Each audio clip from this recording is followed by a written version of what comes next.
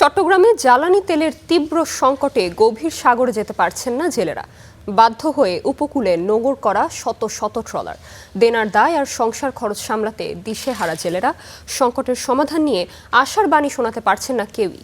পিয়াল ঘোষের তোলা ছবিতে রুকন উদ্দিনের রিপোর্ট। চট্টগ্রামের রাগমলালী মৎস্যজীবী ঘাট। সাগরের নোনা বাতাসের সাথে মিশে আছে হাজারো জেলের স্বপ্ন। তবে আজ সেই স্বপ্নে ধুলো জমেছে, চারিদিকেই শুনশান নীরবতা। মোহাম্মদ শফি প্রায় ৩ দশক ধরে মাছ ধরেন গভীর সমুদ্রে। উত্তাল সাগরের ঢেউয়ের সাথে লড়াই করে টিকে থাকা শফি এবার হেরে যাচ্ছেন ডাঙার কঠিন বাস্তবতার কাছে। দেনাদারদের তাগাদায় জীবন দুর্বিষহ। অনাহারে কোনো সময় এক বেলাও খাইতে আরে কোনো সময় মানে একেবারে কষ্টে যাইতে আছে রেডি।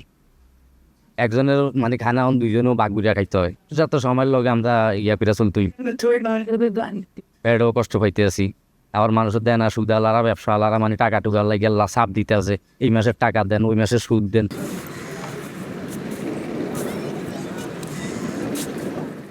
শফির মতো দশা এখন হাজারো জেলের। সাগরে যাওয়ার সব প্রস্তুতি থাকলেও ডিজেল সংকটে তাদের ট্রলারগুলো তীরে নোঙর করা। ঘাটে অজানা অপেক্ষা বেকার জেলেদের। আমাদের একা না, অনেক জেলে আছে কিনে সবাই না খেয়ে মুক্ত হবে। আমাদের তেল দরকার 200 লিটার, দিচ্ছে 50 লিটার পাচ্ছি না ঠিক মতন, এবং তেলের দামটাও বেশি। আগে ছিল 105 টাকা, এখন 140 টাকা দাম হয়ে গেছে প্রতি লিটার তেলের দাম। আমরা এলে ঋণ দিতে পারি না, দেন আমরা দিতে পারি না, চলতে পারি না এবং মানুষ রাখতে পারি না।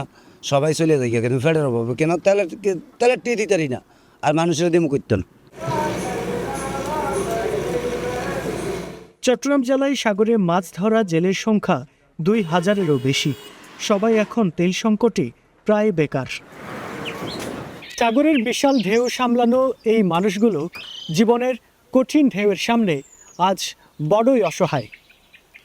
জ্বালানি তেলের এই সংকট তাদের স্বপ্নগুলোকে কেবল ধূলিসাৎ করছে না, ঠেলে দিচ্ছে অনিশ্চিত এক ভবিষ্যতের দিকে। এখন প্রশ্ন একটাই, এই সংকট কাটিয়ে কবে আবার উত্তাল সাগরে ভাসবে রূপালী স্বপ্নের নাও? রুকন উদ্দিন, স্টার নিউজ, চট্টগ্রাম।